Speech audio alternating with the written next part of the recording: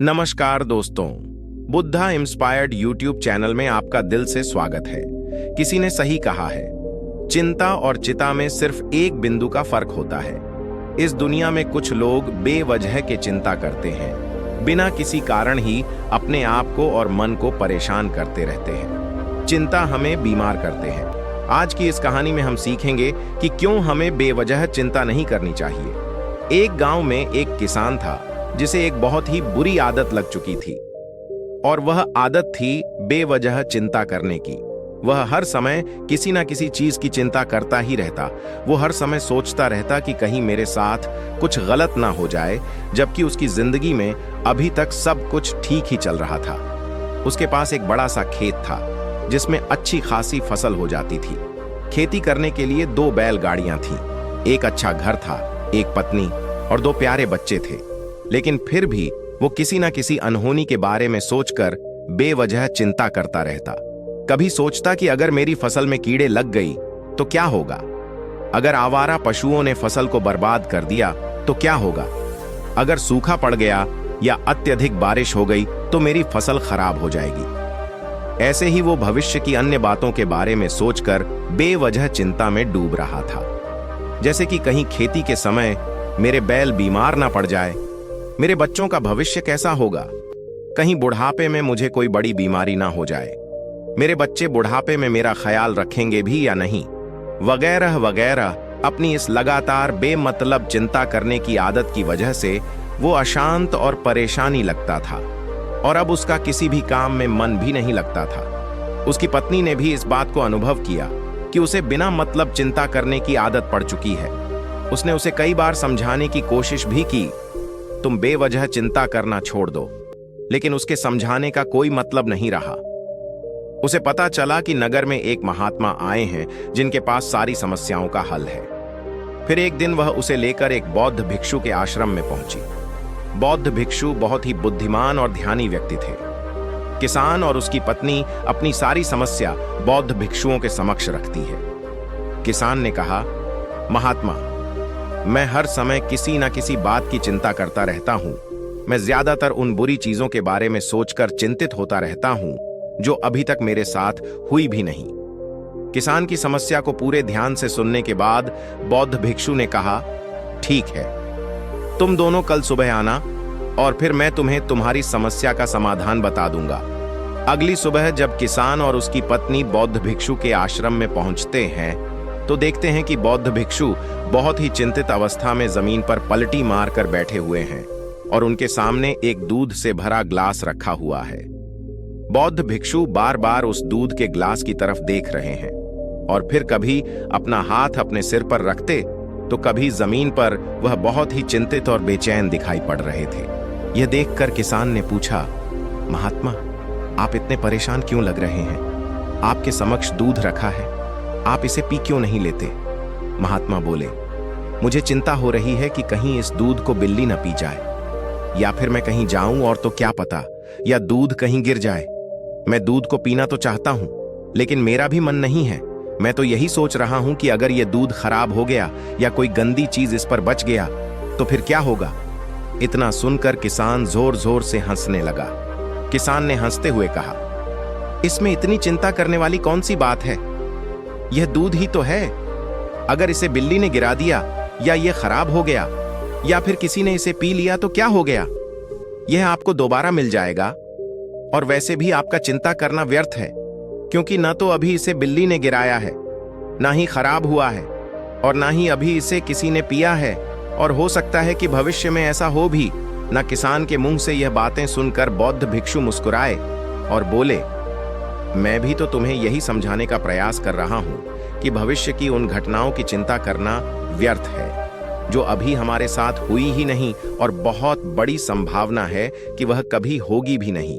और अगर होगी तो जिस चीज को तुम एक बार हासिल कर सकते हो उसे तुम दोबारा भी हासिल कर सकते हो, और अगर नहीं कर पाए तो कोई बात नहीं, क्योंकि समस्याओं के आने के साथ ही उन समस्याओं का सामना करने की हिम्मत भी अपने आप ही आ जाती है।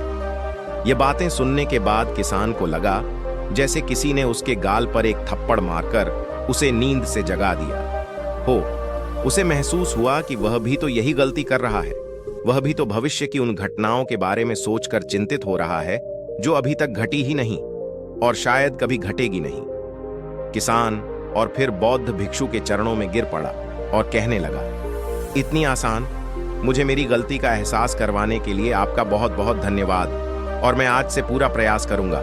मैं बेवजह चिंता करना बंद कर दूंगा। जापान में एक लोकप्रिय कहावत है, अगर तुम चल रहे हो तो सिर्फ चलो, अगर तुम खा रहे हो तो सिर्फ खाओ, लेकिन एक समय में सिर्फ एक ही काम करो, चिंता न करो। इस लोकप्रिय कहावत के अर्थ ने मुझे हैरान कर दिया था और सच कहूं तो मुझे ऐसा लगता है कि कहावत के अर्थ में ही वो राज छुपा है, जिसे अगर किसी ने अच्छे से समझ लिया और अपने जीवन में उतार लिया तो वो चिंता के बंधन से ही हमेशा हमेशा के लिए मुक्त हो जाएगा। इस कहावत के अर्थ के बारे में हम आगे बात करेंगे, लेकिन उससे पहले देखते हैं कि हमारे दिल दिमाग में इस तरह के विचार ज्यादा चल रहे होते हैं। पहला, क्या मैंने यह काम सही से किया? दूसरा, क्या मैं इसे और बेहतर कर सकता था? तीसरा, इसका परिणाम क्या होगा? और चौथा, लोग मेरे और मेरे काम के बारे में क्या सोच रहे होंगे? यह ऐसे कुछ विचार है जो हमारे दिमाग के सिस्टम में ज्यादातर समय चलते रहते हैं, लेकिन हमें पता नहीं चलता क्योंकि हमने इन विचारों के साथ जीना सीख लिया है और हमारा दिमाग काम भी ऐसे ही करता है कि अगर हमने इसे किसी काम को कई बार करवा लिया तो फिर ये उसे अपनी आदत बना लेता है और फिर हमारे चाहे बिना भी उस काम को करने का प्रयास करता है। शुरुआत में तो हम किसी भी काम को अपनी इच्छा से पूरे होशो हवास में करते हैं, लेकिन बाद में वो हमारी आदत बन जाता है और फिर हम बस बेहोशी की हालत में बिना सोचे समझे उस काम को करते चले जाते हैं। जब एक बच्चा छोटा होता है तब उसे पता नहीं होता कि चिंता क्या है, लेकिन जैसे ही वह मुद्दा होता है माँ बाप कहना शुरू कर देते हैं, बेटे आपको होमवर्क करना है, आपको उसकी चिंता नहीं हो रही, आपके एग्जाम आने वाले हैं, आपको उसकी चिंता करनी चाहिए। और ऐसे ही ना जाने कितनी सारी चीजों के लिए बच्चों के आसपास के लोग उसे चिंता करने के लिए कहते हैं और वह छोटा बच्चा इस बात को मान लेता है। यह अच्छा, किसी भी काम को करने के लिए हमें उसकी चिंता करनी पड़ जाती है और फिर वह भी किसी काम की घटना के बारे में बार बार सोचने लगता है। शुरुआत में तो वह यह काम जानबूझकर करता है, लेकिन धीरे धीरे उसका मन इसे अपनी आदत बना लेता है और फिर ना चाहते हुए भी उसका मन एक ही विचार के बारे में बार बार सोचता रहता है और फिर वह अपनी पूरी जिंदगी चिंता के इस जाल में फंस कर रह जाता है। लेकिन अब प्रश्न यह उठता है कि इसका समाधान क्या है? तो इसका समाधान है ऊपर बताई गई जिन कहावत का अर्थ यानी जागरूकता। हमें अपने विचारों के प्रति जागरूक होना पड़ेगा। हमें थोड़ी देर रुककर इस बात पर ध्यान देना होगा कि कहीं हम ना चाहते हुए भी एक ही घटना के बारे में तो बार बार नहीं सोच रहे हैं। हमें पूरी जागरूकता के साथ यह देखने का प्रयास करना होगा कि पूरे दिन हमारे अंदर इस तरह के विचार उठते रहते हैं। अब आप पूछ सकते हैं, केवल जागरूकता क्या करेगी? मैं कहता हूं यह काफी है। यह मन को शांत करने के लिए पर्याप्त है, मन को अपने स्वभाव का एहसास कराने के लिए पर्याप्त है और जीवन में जागरूकता लाने का सबसे आसान तरीका है ध्यान करना। ध्यान करने के दौरान अपने विचारों पर ध्यान देना, और जब आप पूरी जागरूकता के साथ अपने विचारों पर ध्यान देना शुरू कर देंगे तब आप पाएंगे कि आपके मन में चलने वाले गैर जरूरी विचार एक एक करके अपने आप ही गायब होना शुरू हो जाएंगे और फिर आप एक आनंदित और शांत जीवन अनुभव कर पाएंगे।